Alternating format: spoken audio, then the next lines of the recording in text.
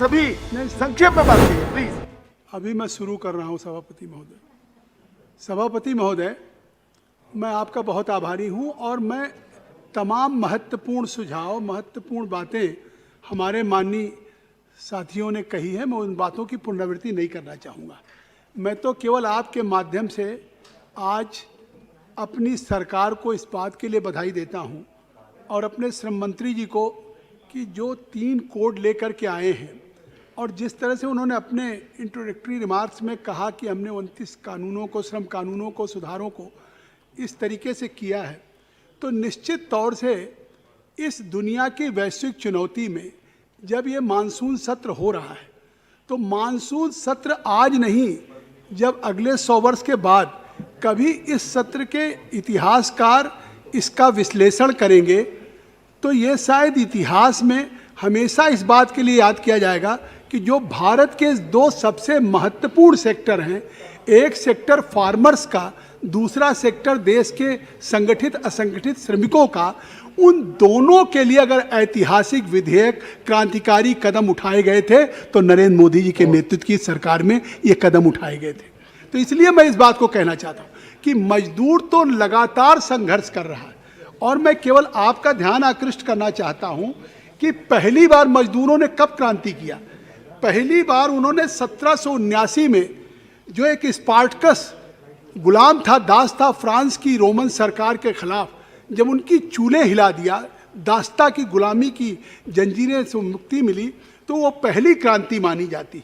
फिर आप दुनिया के मजदूरों एक हो, शिकागो आपको याद होगा 1 मई 1886 की, वो दूसरी क्रांति मानी जाती है।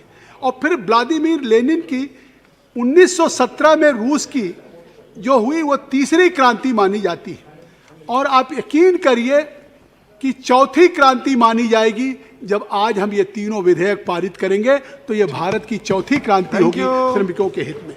क्योंकि अभी तक मजदूर क्या कहा जाता है, हम इतना डिग्निटी ऑफ लेबर की बात करते हैं, श्रम के महत्व की बात करते हैं, लेकिन आज भी कोई मजदूर होता है तो उसको हम कहते हैं ये श्रम बेचने वाला है। आज भी किसी भी, भले ही इस बिल के पहले लोग मजदूर को अपना श्रम बेचना वाला मानते हो या कहलाता हो, लेकिन इस विधेयक के बाद, पारित होने के बाद, अब वो मजदूर, उसके श्रम पे उसका अपना अधिकार होगा। ये एक क्रांतिकारी परिवर्तन होने जा रहा है। तो इसलिए मैं ये कहना चाहता हूँ, मैं उन तमाम विधेयकों के कितना कोड बनाया, मैं उन सब बातों को दोहराना नहीं चाहता हूँ। 2002 में अभी हमारे विधुड़ी साहब ने उल्लेख किया, आखिर 2002 में श्रम सुधारों के लिए लॉ कमीशन ने और सब लेबर कमीशन ने एक सुझाव दिया, लेकिन 2002 से आज तक शायद उस पर कल्पना नहीं हुई।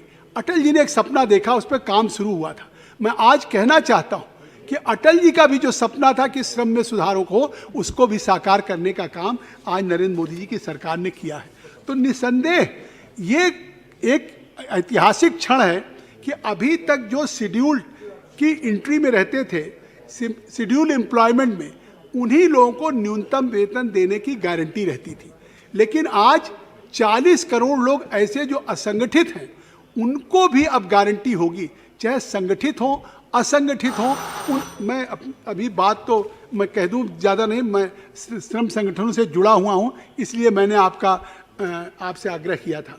मैं कहना चाहता हूं कि 28 अक्टूबर 2003 को साहब सिंह वर्मा जी लेबर मिनिस्टर थे, अटल जी की सरकार थी, उस समय एक बैठक हुई थी श्रम सुधारों के संबंध में। जैसे मैं इधर लगातार बैठक करता हूं श्रम मंत्री गंगवार जी के साथ, तो उस समय भी जो भारतीय रेलवे मजदूर संघ, मालगोदाम संघ के श्रमिक थे, जो आज भी देश में 4 लाख हैं, जिस समय पूरे भारत में लॉकडाउन था, आप कल्पना करिए, फैक्ट्रियां जहां थी वहीं ठप हो गई, रेलगाड़ी बंद हो गई, जहाज बंद हो गया, ट्रांसपोर्ट बंद हो गया, बस एक सारा देश स्टैंड स्टिल, पूरी दुनिया हो गई। मैं एक बात कह के खत्म कर दूं, जो हम मंत्री जी उस पर जवाब देंगे, कि उसके बावजूद भी कन्याकुमारी से कश्मीर तक लोगों के घरों में अनाज पहुंच जाए। जब फैसला लिया हमारी सरकार ने कि उस लॉकडाउन में भी अबाध गति से मालगाड़ियां चलेंगी, तो उस लॉकडाउन में उन श्रमिकों ने लोडिंग अनलोडिंग का काम किया। कोरोना के डर के बावजूद भी कहीं एक दिन भी किसी परिवार में खाद्यान्न की कमी नहीं हुई। मैं अधिष्ठाता मुझे एक मिनट बात कह के खत्म कर रहा हूं। तो आज मैं मंत्री जी से चाहता हूं जब उत्तर दें कि आपने सबको उसमें कहा है।